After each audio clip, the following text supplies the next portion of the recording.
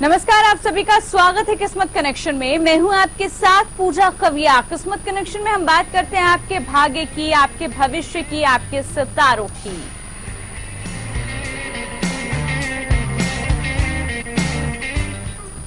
जी हाँ, तो आज हम किस्मत कनेक्शन में एक अहम बात करेंगे। आज हम बात ज्योतिष के करेंगे, किस तरह से उसकी उत्पत्ति होती है, किस तरह से ज्योतिष आपके जीवन में काम करता है, आखिरकार ज्योतिष है क्या। तमाम सवाल आप लोगों के जहन में भी कई बार घूमते होंगे, कई बार आप भी सोचते होंगे कि आखिरकार ये है क्या।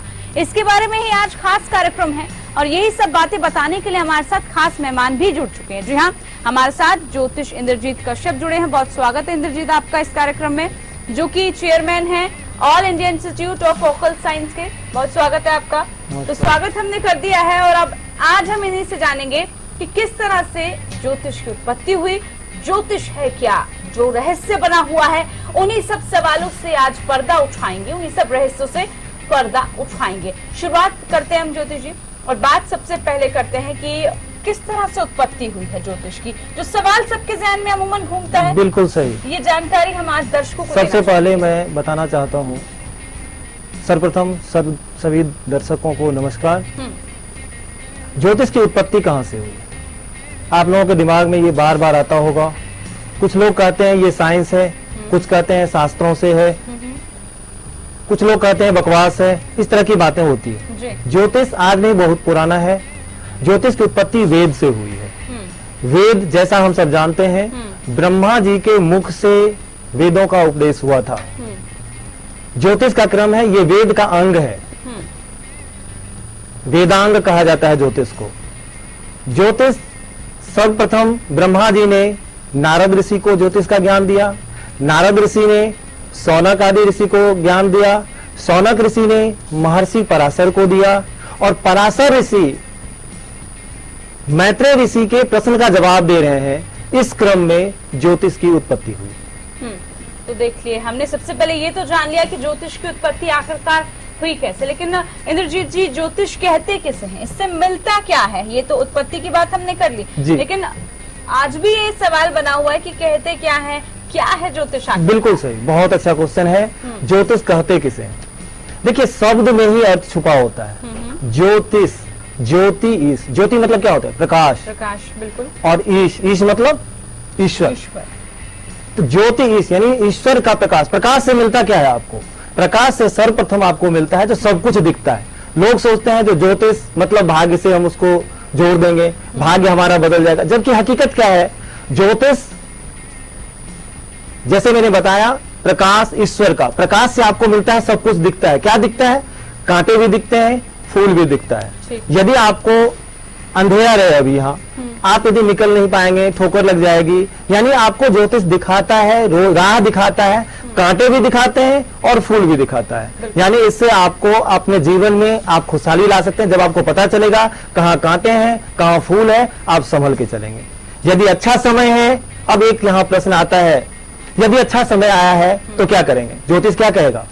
सो जाने के लिए अभी अच्छा समय है? नहीं, कर्म करने के लिए। ज्योतिष कर्म प्रधान है, कर्म फिर भी करना है। खराब समय आया है, अब कर्म नहीं करेंगे, कर्म उस समय भी करेंगे। दोनों के कर्म में अंतर क्या है?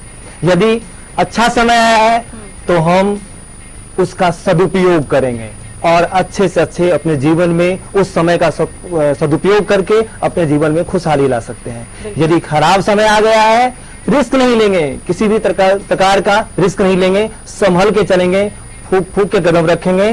क्यों? क्योंकि कहा गया है, उद्यमेन ही सिद्ध्यन्ति कार्याणि न मनोरथे ना ही सुप्तस्य सिंहस्य प्रविशन्ति मुखे मृगाः। उद्यम करने से ही कार्य सिद्ध होते हैं, मनोरथ मात्र करने से नहीं।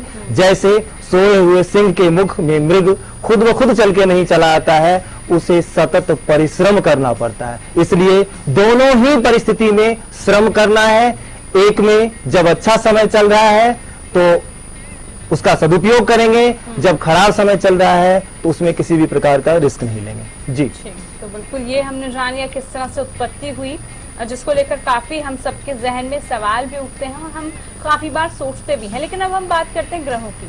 ग्रहों की दिशा, ग्रहों की चाल, बहुत सारे सवाल आप लोगों के जहन में आते होंगे, लेकिन यहाँ पर हम इंद्रजीत जी आपसे ये जानना चाहेंगे कि मानव जीवन पर इसका क्या असर पड़ता है, किस तरह से ये असर करते हैं, क्योंकि ग्रहों को लेकर अक्सर लोग डरते भी हैं कि कहीं उलटफेर ना हो जाए, कोई ग्रह की गति कुछ विपरीत ना चलने लगे, तो उसको लेकर क्या है, क्या सबसे पहले मैं आपको ये बताना चाहता हूँ, जो ग्रह है भी या नहीं, साइंस के स्टूडेंट होंगे वो क्या कहते हैं, केवल प्लेनेट है, ग्रह है, कुछ भी नहीं है, जबकि हकीकत क्या है, अब इसी विषय में मैं दिखाना चाहता हूं, समझाना चाहता हूं, जो ग्रह है क्या, इसका व्यक्ति के जीवन पे क्या प्रभाव पड़ता है। सबसे ज्यादा लोग पागल कब होते हैं? सबसे ज्यादा लोग पागल होते हैं पूर्णिमा के दिन। पूर्णिमा कितने तारीख को होती है ये कोई नहीं बता सकता कितने तारीख को होती है। क्यों? क्योंकि तारीख डेट से इसका कोई भी मतलब नहीं है। पूर्णिमा तिथि के अनुसार, पूर्णिमा यानी पूरा चांद। और ये सर्वे है, ये रिसर्च है, जो सबसे ज्यादा लोग पागल होते हैं पूर्णिमा के दिन। अब क्यों होते हैं? पूर्णिमा के दिन ही सबसे ज्यादा लोग पागल क्यों होते हैं? पूर्णिमा के दिन ज्वार भाटा कब आती है? ज्वार भाटा आती है पूर्णिमा के दिन। और कहां आती है? समुद्र में ज्वार भाटा आती है। समुद्र के पानी में ज्वार भाटा आना, ये नहीं जो गंगा नदी यमुना नदी में ज्वार भाटा आएगी, समुद्र में ही ज्वार भाटा आती है, हाई टाइड जिसे कहते हैं। उसका कारण क्या होता है, उसका मनुष्य के जीवन के साथ क्या रिश्ता है, उसको मैं समझाने का प्रयास करता हूं। सर्वप्रथम आप व्यक्ति के शरीर में जो खून है, उस खून में 65% पानी है, और उस पानी में उतनी ही नमक की मात्रा है जितने की समुद्र के पानी में नमक की मात्रा है। पूर्णिमा के दिन क्या होता है? अब देखिए दोनों का रिलेशन, मनुष्य के शरीर में जो खून है उसमें 65% पानी का होना, उस पानी में उतनी ही नमक की मात्रा होना जितना कि समुद्र के पानी में नमक की मात्रा है। और पूर्णिमा के दिन क्या होता है? पूर्णिमा के दिन उसको चंद्रमा अपनी तरफ खींचता है। किसे?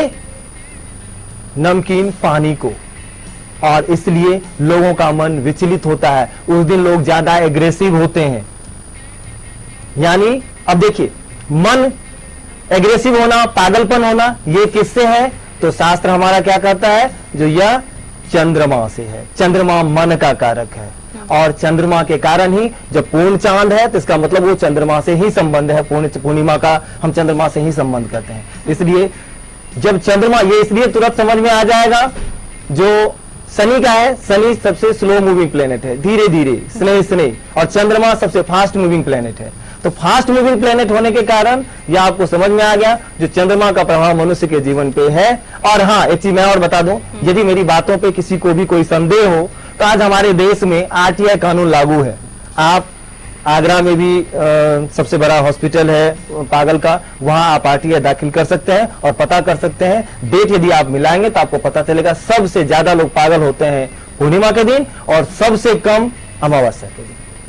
ठीक, तो ये भी हमने जान लिया कि ग्रह का प्रभाव किस तरह से हम सबकी जिंदगी पे पड़ता है। लेकिन एस्ट्रोलॉजी को लेकर भी काफी सवाल होते हैं। एस्ट्रोलॉजी क्या है, क्या साइंस है, नहीं है? क्योंकि अलग अलग तर्क इसको लेकर लोग सोचते हैं। कुछ लोग उसे साइंस मानते हैं, विज्ञान मानते हैं, तो कुछ उसको बिल्कुल इसके उलट मानते हैं। आखिरकार क्या है ये इंद्रजीत जी? एस्ट्रोलॉजी साइंस है, नहीं है, क्या है आखिरकार? बहुत अच्छा प्रश्न है, एस्ट्रोलॉजी साइंस क्या है। सबसे पहले मैं ये बात करना चाहूंगा, साइंस और शास्त्र। हम साइंस को सबसे ऊपर कहते हैं और शास्त्र को, आज के डेट में शास्त्र को नीचे कहते हैं। जबकि मैं कुछ बातों पे आप लोगों का ध्यान, आप लोगों को याद दिलाना चाहता हूं। कुछ दिन पहले ही नासा ने रिसर्च किया, लाखों करोड़ों डॉलर खर्च करके, जो मंगल का कलर लाल है।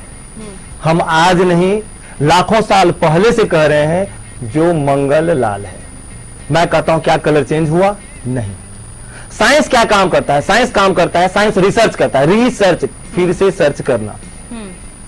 अब मैं बताना चाहता हूं, एस्ट्रोलॉजी साइंस है, यानी शास्त्र से, शास्त्र का एक छोटा सा हिस्सा साइंस है। साइंस की उत्पत्ति शास्त्रों से हुई है, ना कि शास्त्र की उत्पत्ति साइंस से हुई है। एस्ट्रोलॉजी साइंस है ये लोग कहते हैं, लेकिन ये है क्या? शास्त्र का हिस्सा है। साइंस भी छोटा सा एक हिस्सा है शास्त्र का। शास्त्र अथाह समुद्र है। अथाह समुद्र से जैसे हम 1 लीटर पानी निकाल लें और बोले जो यह समुद्र है, उसी तरह साइंस को शास्त्र के सामने समझना है। जी बिल्कुल। तो चलिए, कितने अहम पहलू पर हमने नजर डाली, लेकिन बहुत सारी बातें अभी करनी है। कर्म क्या है, भाग्य क्या है, कर्म और भाग्य में बलवान कौन है, बहुत सारे सवाल हैं जिनको आज हम तार्किक तरीके से, लॉजिक के साथ ढूंढने की कोशिश करेंगे। एक छोटे से ब्रेक के लिए यहाँ पर हम रुक रहे हैं, जल्द लौटेंगे। स्वागत है आप सभी का। बात हम आज कर रहे हैं ज्योतिष की, साथ ही हम बात कर रहे हैं अब कर्म की। हाँ, कर्म क्या है? अक्सर हम कहते हैं कि कर्म करना चाहिए, कर्म सब कुछ है, कर्म सब कुछ करता है, लेकिन कर्म आखिरकार है क्या? जानते हैं इंद्रजीत जी से। इंद्रजीत जी, कर्म क्या है? अक्सर हम कर्म पर बहुत डिपेंडेंट होते हैं, कर्म क्या है? कर्म सबसे पहले जानते हैं, कर्म कितने प्रकार के होते हैं। कर्म 3 प्रकार के होते हैं, क्रियमान कर्म, संचित कर्म और प्रारब्ध कर्म। क्रियमान कर्म क्या है? क्री धातु से बना है क्रियमान। क्री मतलब होता है करना। क्रियमान कर्म जो हम कर रहे होते हैं वो क्रियमान कर्म कहलाता है। आज जो हम कर रहे हैं उसमें क्या होता है, कुछ कर्म हम भोग लेते हैं और कुछ कर्म फल संचित हो जाते हैं, जमा हो जाते हैं। जैसे हमने किसी का कुछ नुकसान किया, उसने भी हमारा नुकसान कर दिया। हमने किसी को कुछ कहा, उसने भी उलट के कह दिया। ये क्या है? यह है कर्म का क्रियमान कर्म, यानी ये हमारा बराबर हो गया। लेकिन कुछ लोग मन ही मन खुश होते हैं, हमने उसका नुकसान किया और हमें कुछ नहीं हुआ, या हमने उसका इतना अच्छा किया और हमें कुछ भी उसका रिटर्न नहीं मिला। घबराने की कोई बात नहीं है। कर्म कहा जाता है बिना भोगे हुए नष्ट नहीं होता। यानी यदि हमने अच्छा कर्म किया है वह हर हाल में मिलेगा, यदि हमने बुरा कर्म किया है वह भी हर हाल में मिलेगा। तो क्रियमान कर्म के बाद हमारा कुछ कर्म फल जमा होता जाता है। वो क्या हो जाता है? संचित कर्म। संचित कर्म में हमारे पिछले, इस जन्म से लेके पिछले कई जन्मों के कर्म जमा है संचित कर्म में। और उस संचित कर्म में जब हमारा आखिरी समय होता है, मृत्यु के पास होते हैं, जब हमारी मृत्यु होती है, उसके बाद उस संचित कर्म से जो कुछ फल परिपक्व हो जाते हैं और उस परिपक्व फल के अनुसार हमारा माँ डिसाइड होता है, जिस माँ से हमें पैदा होना है। और उस कर्म को भोगने के लिए वो क्या हो जाता है? हमारा प्रारब्ध। जैसे आप सोचते होंगे क्या है, फिर उसके बाद आ गया पाश्चात्य कर्म। आप देखते होंगे हमने कुछ अच्छा, किसी का कोई बुरा नहीं किया, अच्छा किया फिर भी नहीं मिला। हमने बुरा नहीं किया लेकिन हमारा बुरा हुआ क्यों? कुछ निर्दोष जेल चले जाते हैं। क्या है ये? कुछ जुर्म करके भी बच जाते हैं। क्या है यह? यही है, यदि जुर्म भी किया है उसे फल भोगना ही है, यदि आपने अच्छा किया है तो अच्छे का भी फल हर हाल में आपको मिलेगा। बिल्कुल, यही हमारे कर्म होते हैं। लेकिन कर्म के साथ साथ हम अक्सर भाग्य की भी बात करते हैं, कहते हैं कि भाग्य भी और कर्म भी सब साथ साथ चलता है। क्या है दोनों? कौन दोनों में बलवान है और किस तरह से हम बोले कि कर्म बलवान है या फिर भाग्य बलवान? बिल्कुल सही। एक मैं छोटा सा उदाहरण पेश करना चाहता हूँ। कर्म और भाग्य क्या है? कर्म, आपने एग्जाम दिया, बहुत मेहनत से पढ़ा और आपने एग्जाम दी और आप पहुंचे, आपका एग्जाम हो गया। एक कोई टीचर है, टीचर निकलता है, उसे दिया गया है कॉपी जांचने के लिए, है ना? और कॉपी जांचने में वह जब घर से निकलता है, उसको घर में अपने परिवार के सदस्यों के साथ लड़ाई हो जाती है, बाहर निकलता है, गाड़ी ठोक देता है। इस प्रकार से बहुत ज्यादा वो कुछ खाता भी नहीं है, पहुंचता है, कॉपी जांचता है, घर आ जाता है। जैसे ही कॉपी जांच के बाहर निकलता है, आते ही जिसने गाड़ी ठोकी थी वो आके गेट पे उससे माफी मांगता है और कहता है जो सॉरी मैंने ये ऐसा किया, आपका जो भी है मैंने भेज दिया है गाड़ी को, उसका आपका सब कुछ हो जाएगा। उसके बाद वो घर पहुंचता है, घर वाले भी माफी मांगते हैं, संजोग से कोई गुड न्यूज आ जाता है, उसका प्रमोशन हो जाता है। अगले दिन वो आता है बहुत खुशी के साथ, फिर कॉपी जाता है। मैं आप लोगों से एक प्रश्न पूछना चाहता हूं, क्या दोनों दिन के कॉपी जांचने में अंतर होगा? रिजल्ट में अंतर होगा?